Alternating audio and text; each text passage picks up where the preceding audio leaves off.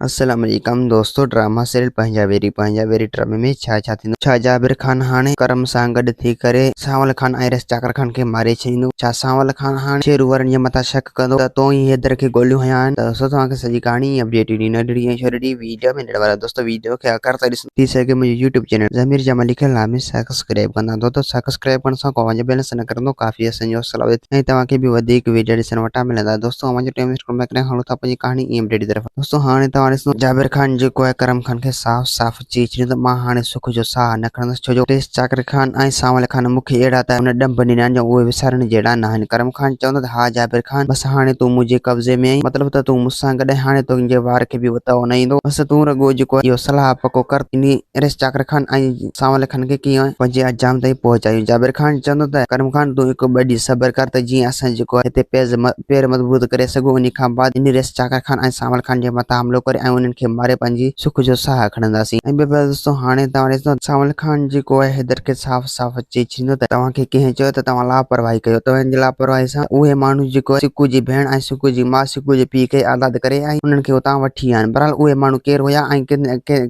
किथां आया हुया इहो त तव्हां सुञाणींदा हूंदो। हैदर चवंदो त सांवल खान मूं उहे न माण्हू सुञाता आहिनि। मुंहिंजे अंदाज़ थोरो शक लॻो त इहे मुराद ऐं शेरू हुया। सांवल खान चवंदो त हैदर अगरि जेकॾहिं उहे हुया त पोइ मां उन्हनि खे कॾहिं बि बख़्श न कंदुसि। रुॻो तूं सब्र कर त जीअं मां उन्हनि खे ॻोल्हे हथ करे वठां ऐं उन्हनि खां इहो सलाह कयां त छा उन्हनि जो मसइलो आहे या न ऐं पोइ हू असांजे मसइलनि में छो था टंग हणाइनि। अगरि जेकॾहिं उन्हनि इन मसइले में टंग हणाया त पोइ हू जाबिर खान वांगुरु रुलंदो वतंदो ऐं पोइ उनखे जाइ बि हथ न ईंदो। हैदर चवंदो त हा सोट सांवल तूं हाणे ॾींहुं राति हिकु करे ऐं उन्हनि दुश्मननि जी निंड हराम करे छॾ। अगरि जेकॾहिं तूं उन्हनि जी निंड हराम न कयो त पोइ हू आईंदा असांजे ख़िलाफ़ बि थी सघनि था ऐं अॼु मूंखे नुक़सानु पहुचाए सुभाणे तोखे बि नुक़सानु पहुचाए सघनि था। सांवल खान चवंदो त हैदर मां उन्हनि जो बच्चो रोले छॾींदुसि ऐं उन्हनि खे का ख़बर ई न पवंदी। सांवल खान बि अहिड़ो माण्हू आहे। दोस्तों उमीद है कहाणी ईंदी मूंखे पसंदि। असांखे ॾींदा इजाज़त वरी तव्हां सां मिलंदासीं कि नई वीडियो में। ख़ुदा हाफ़िज़।